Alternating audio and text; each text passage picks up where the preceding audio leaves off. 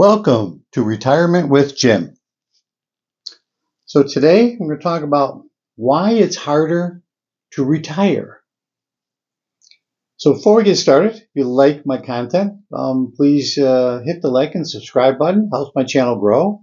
And feel free to leave comments. Love to hear from you. What you like, don't like, what you like me to talk about. So with that, let's get started. So some of this information I got today from Yahoo Finance. And it's a thing about why people feel it's harder for them to retire. And what they're thinking about and what influences, their ability to really seriously consider retiring. So a little history. Back in 1974, there was a law that was enacted, the ERISA Act. It stands for Employee Retirement Income Act.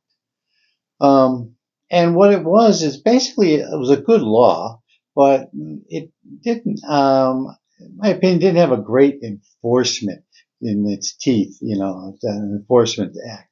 What it was it set a bottom standard for companies to help maintain the contributions to pension plans and 401ks.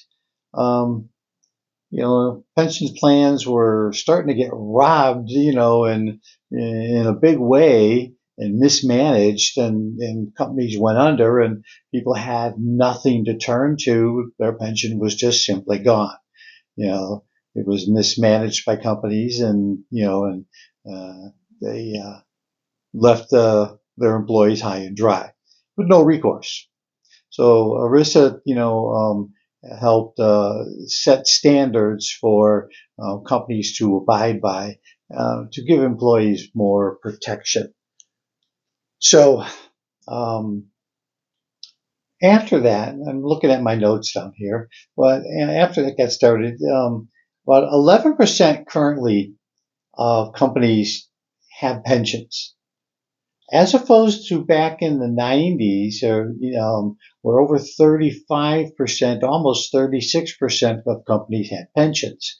And of course, your pension was, directed and maintained by the company, and your length of years of service, as well as your age, and a bunch of factors all went in to determining what you got paid for your pension plan, which, paid you for the rest of your life. So as that started to disappear, then it really started to disappear because companies just said it was too costly to fund and to maintain. So as the onset of the 401k came along, 401k became, a contribution. And so it was it's looked at differently, still covered by the ERISA law, but it's different because it's contributions you make. And in some cases, many employers, contribute a portion of that to that 401k for, your retirement. But it still helps maintain those standards. But again, the standard is the floor, not the ceiling. And sometimes, in some cases, the law that was enacted by ERISA discourages companies from doing more if they wanted to because it's too complicated. And they're like, okay, we'll just do the minimum, and minimum's good. So it's helped to a degree, kind of as companies went away from pensions into 401ks, it changed the landscape of where we sit today. Now, looking at in their study, they also found that 65 to 74-year-olds, the debt that they have has quadrupled since 1992. Now, what that is, that same age group, 65 to 74, they are 7 times more likely in seniors to be in debt. So that is dramatically different, from back in the 90s when people retired comfortably, didn't have much, if any, debt. And now the landscape has changed completely. So it's it leaves people kind of with that. Was the next stat coming up, and that is 40% of who they surveyed feared that they were going to run out of money. So that really plays a part in people's decision to, oh, um, do I just retire? Do I just keep working? I can't afford to retire. I need to have a steady amount of income. So along with that, the next thing in there was that 65% of, I'm sorry, 65 years old and older are becoming homeless. They are the fastest growing group in the homeless category. As things go wrong, they can't maintain, and they suddenly find themselves out in the street. And I can't imagine myself at this day and age of how old I am now to be out living in the street with no place to go. But yet it's the reality of what happens here in America. We have a large homeless population. Um, so 27 million people that that are retired on Social Security, 60 years old and older, can't afford basics, and they have to make choices. Am I paying for my medication this month? And do I have enough to eat? I'll have to really cut back, and it becomes a reality of, oh my God, I have to make what are going to be really viewed as some really terrible choices just to survive. And you look at things like the cost of long-term care. Just for 1 year, it's averaging $72,000 a year. That's a huge amount of money that most people just can't afford.